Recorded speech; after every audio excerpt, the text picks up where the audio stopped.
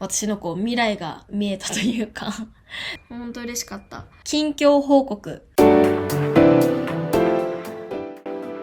皆さん、こんにちは。女子大生日本語教師のメイカです。元気ですか？ Hello, this is Meika. I'm a university student and also a Japanese tutor on my own website. How are you doing? So today is gonna be a Japanese listening video. If you wanna try listening to my Japanese as it is, just keep watching this video.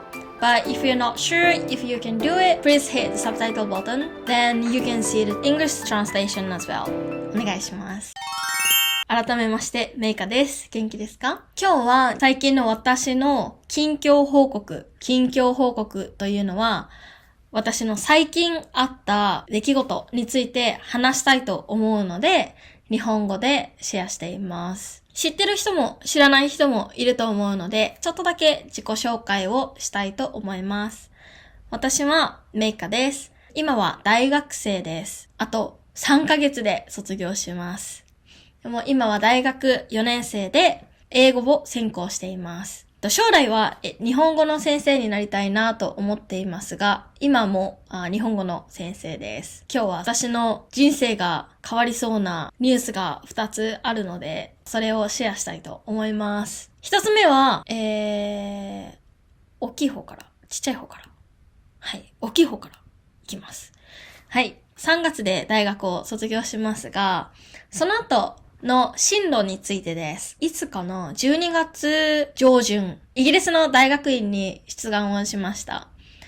多分12月の最初か11月の最後ら辺だったと思います。ずっと準備をしていたものを提出して出願をしました。出願したのが4つの大学です。そして今3つ返事が返ってきました。結果は、ディーン合格です。とっても嬉しいです。大学では英語教育と日本語教育について勉強をしていて、大学院では、その教育についてもっと勉強したいと思っていたところです。今度行く大学院、3つ全部教育系になります。で、一応3つ決まった大学、こちら、University of St. Andrews、そして、ランカスター University and University of East Anglia。この3つの大学が、とりあえず決まっています。で、あともう1個大学院出願していますが、結果はまだです。この3つのうちのどれかに行こうかなと思っているので、そんな感じです。もし決まればまた共有したいとは思っています。はい。で、その決まった時の話をちょっとしたいなと思います。私は今、日本の長崎にいますが、イギリスとは時差が8時間ぐらいかな、ありますね。すごく長い時差があります。で、ある夜、寝ようと思って、ベッドにいて、夜の12時ぐらいだったと思います。に、もう寝ようかな、もう携帯もポンって置いて、もう一日疲れたな、みたいな感じで、寝ようかなって思って。そしたら、ピコーンってメールの音が鳴りました。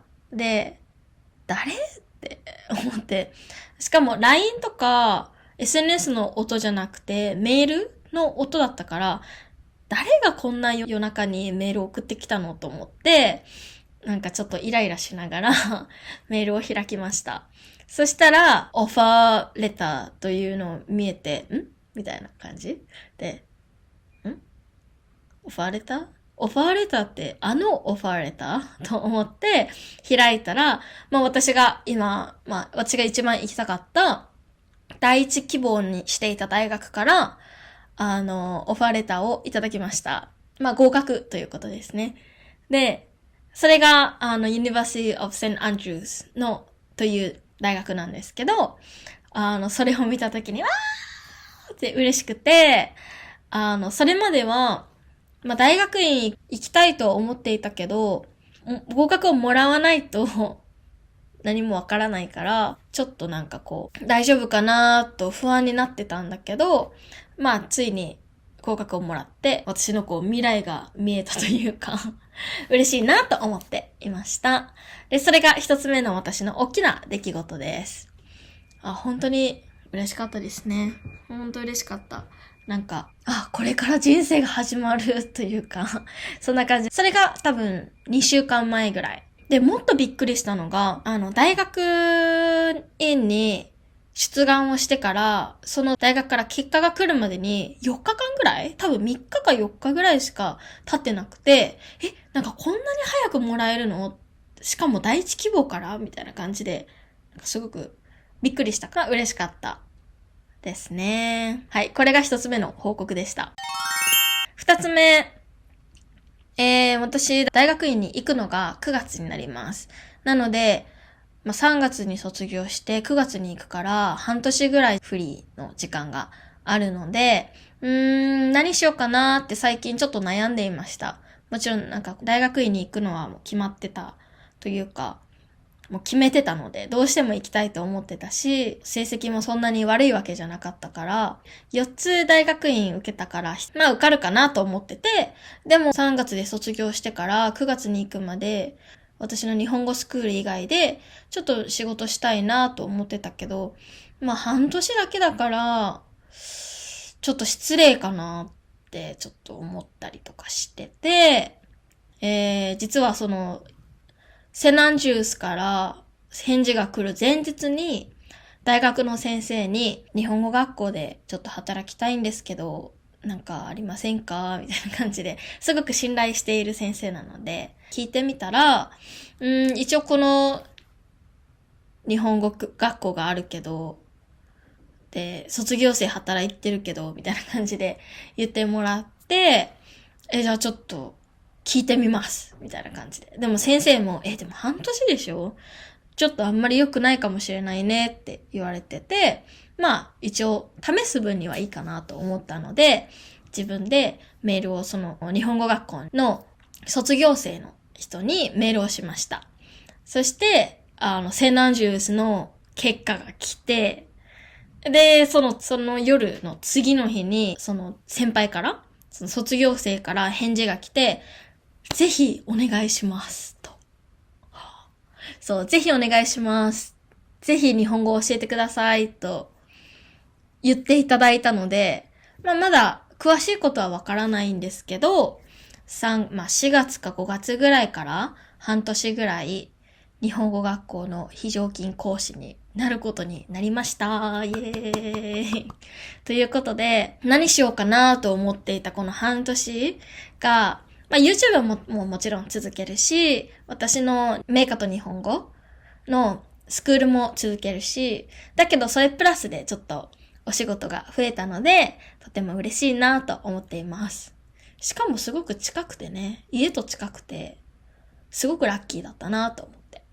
だからこの2023年、すっごい山あり谷ありみたいな人生を過ごしてたんですけど、もう最後のこの12月になっていい話がたくさん来て、私はなんか、これで大丈夫なのかなって逆に思うぐらい、こんなにいいことばっかり起こっていいのかなって思うぐらいちょっとドキドキしてるんですけど、これから私ももっともっと頑張っていきたいと思うので、YouTube もスクールもよろしくお願いします。はい。そんな感じですね。たまにはこういう話も YouTube で日本語でするのもいいかなと思いましたので。今日は大学院のこと、そして、日本語学校の先生のことはちょっと話したいなと思ったので話しました。あえて日本人っぽく話してみました。普通のレッスンとか会話のレッスンだと、やっぱりどうしても簡単な日本語で話すということが多いよね。多分他の先生もそうだと思うので、ちょっとあえて私らしい日本語で話してみました。で、今日は割と敬語を使ってみました。普通にフランクな話の時は、もちろん敬語は使わないけど、こういう報告は敬語の方がいいかなと思って、敬語でやってみました。私の YouTube は基本的に日本語と英語の共通点について英語で解説しているものが多いので、日本語も作ってくださいという要望があれば作ります。なので、ぜひ教えてください。じゃあ、これで終わりたいと思います。ありがとうございました。じゃあ、またねー。